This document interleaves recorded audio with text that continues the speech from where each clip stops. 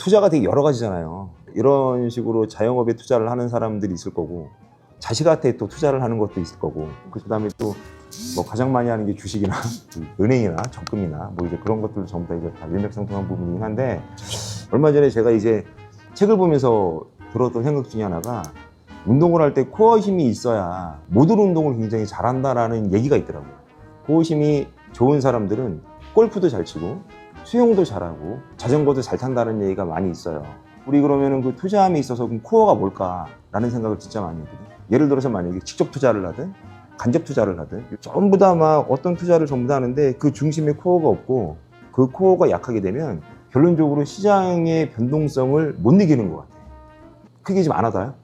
사실 그쵸. 그러니까 변동성이라는 게 올라가고 내려가는 것들이잖아. 네. 내가 아파트를 사는 것도 올라가고 내려가는 거고, 내가 어떤 물건을 사는 것도 그거에 대한 가치가 올라가고 내려가는 거를 변동성이라고 얘기를 하는데, 그런 변동성이 심할 때 너무 올라가서 팔고 너무 내려가서 팔고, 근데 그런 변동성을 이길 수 있다라는 게 내 중심이 딱 있으면은 그게 그 변동성을 이길 수 있는 것 같아요. 그러니까 그 중심이라고 하는 게 어떤 분들은 저축이고 어떤 분들은 그냥 이제 부동산일 수가 있는데, 가만히 생각을 해보면 저는 이제 내가 살고 있는 집이 어느 정도 준비가 돼 있는 상태에서 딱 이벤트들이 정확하잖아요. 결혼을 하고 애를 낳고 내 노후가 되고 그런 이벤트들이 분명히 오기는 하는데, 그럼 예를 들어서 만약에 내가 살 집과 그 다음에 내 연금저축과 자녀 교육자금이 준비가 돼 있는 상태라고 그러면 다른 투자를 하는 거에 있어서 확실히 좀 수월할 수 있다라는 생각이 굉장히 좀 많이 들면서 이제 코어라는 얘기를 한 거예요. 그래서 그 코어라는 게 제가 봤을 때는 은행 적금 같은 경우에도 금방 날아갈 수 있는 것들이 되게 많거든요. 그래서 내 연금저축, 우리 아이의 교육자금, 그 다음에 내가 살 수 있는 조그마한 집, 뭐 공간, 그 코어의 힘이 탄탄하게 돼 있다라고 하면은 그 뒤에 투자를 하시는 거에 대해서는 되게 그거에 대한 변동성을 충분히 견디시면서 결과를 만들 수 있겠다라는 생각이 되게 많이 들어가지고, 그거에 대해서 한번 얘기를 한번 해주고 싶었어요. 투자라고 하면 기본적으로 그냥 다른 거 다 빼고 주식 투자를 한번 얘기를 한번 해볼게요. 주식 투자를 하는데 총 한지 6년이 된 거야. 6년 동안의 누적 수익률, 그러니까 수익을 보는 금액이, 이거를 뭐 말씀드리면 좀 그러긴 하는데, 봐봐요. 누적 금액이 이거예요. 이거예요. 누적 금액이 이건데 최근 1년 수익률이 이거야. 똑같죠? 네, 똑같은데요? 올해 수익이 이거예요. 올해 수익이 이건데 이번 달 수익이 이거야. 이게 그럼 뭘 얘기하느냐? 되게 중요한 게 내포가 돼 있어요. 그 타이밍을 잡지 못한다라는 게 중요한 포인트야. 절대 잡을 수가 없다. 그렇지. 이게 5, 6년 동안 이제 계속 바이더디 사고 가지고 있고 사고 하는 과정에서 잔잔해지던 게 갑자기 작년에도 수익률이 괜찮았는데 올해도 수익률이 괜찮아진 거잖아요. 그죠? 대부분의 수익이 올해 난 거예요. 작년 올해. 그리고 이번 연도의 수익이 전부 다 이번 달에 난 거야. 근데 그 타이밍을 어떻게 잡냐고. 그래서 이게 장기 투자를 하라는구나라는 거를 제가 다시 한번 느끼긴 했어요. 근데 이게 그냥 이 표로만 본다라 그러면 단순하게 그냥 수익이 났는데요. 이게 이 수익을 보기 전까지 언듈레이션이 엄청 심해요. 근데 생각을 했을 때 올라가면 그냥 계속 가지고 있을 수 있을 것 같죠? 팔고 싶을 것 같아요. 올라가면 팔게 돼요. 떨어지면 떨어져도 팔게 돼요.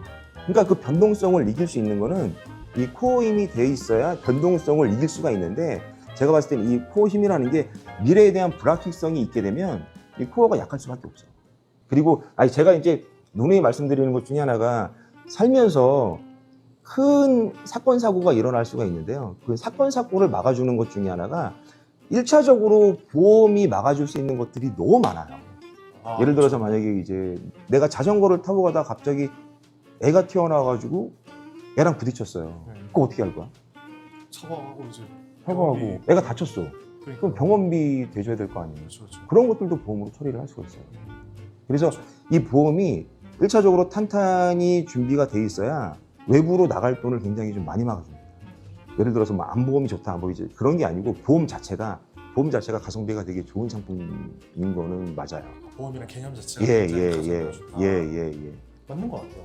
그리고 저희 고가의 전자기기들도 사실 이제 막 그렇잖아요. 보험도 들고 하면 나중에 분명히 가서 그게 누락되는 경우가 네, 맞아요. 그래서 제가 이거를 대기 중 맥락 없이 이제 얘기를 한다라고 생각이 들 수도 있겠지만 그럼에도 불구하고 이거에 대해서 좀 한번 언급을 좀 해야 되겠다라고 생각을 한 것 중에 하나가 타이밍을 잡을 수 있는 거는 이게 신도 못하겠다. 그렇다라 그러면 만약에 어차피 내가 투자를 하고 어차피 이제 만약에 주식을 할 거라 그러면 그런 선점에서 들어가 있는 타이밍도 중요하긴 하지만 버티는 힘이 더 중요하구나. 근데 그 버틸 수 있는 데에는 그런 것들을 잘 세팅을 해놔야 내가 진짜 잘 버틸 수 있겠구나라는 걸 제가 다시 한번 느껴서 좀 말씀을 드려보려고 했습니다. 그래서 보험이 중요하다. 그러니까요. 네, 그래서 담당자가 중요하다. 지금 방금 전에 지금 우리 그 문기 팀장 같은 경우에도 지금 고객 중에 지금 암보험을 가입을 하셨는데 암 진단을 받으셔가지고 거기에 지금 동행을 해가지고 어떤 식으로 보험 청구를 해야 되고 어떤 식으로 접수를 해야 되는지 지금 도와주고 오셨잖아요.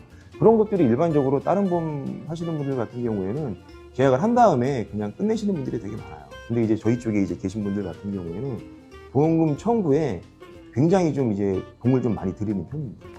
보험 청구가 들어오면 이게 맞게 나왔는지 또 틀리게 나갔는지 아니면 덜 나갔는지 그런 것들을 좀 꼼꼼히 좀 확인을 좀 해주다 보니까 좀 더 잘 되고 있는 게 아닌가라는 생각이 좀 들어요. 거기 되게 진심이신 네, 진짜입니다. 되게 중요한 부분이에요.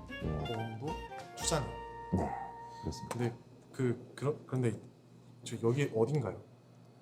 여기 어딘가요? 여기 청주에 있는 이태리 양조장이라고 저희 그 지점에서 이제 일하고 있는 팀장이 있었어요. 굉장히 일을 잘하고 있던 팀장인데 갑자기 이제 예전서부터 해보고 싶어 했던 일이 있다. 그래서 꼭 한번 해보고 싶다라고 해서 일을 잘하고 있는 도중에 나와서 이제 가게를 차린 곳이 이쪽입니다.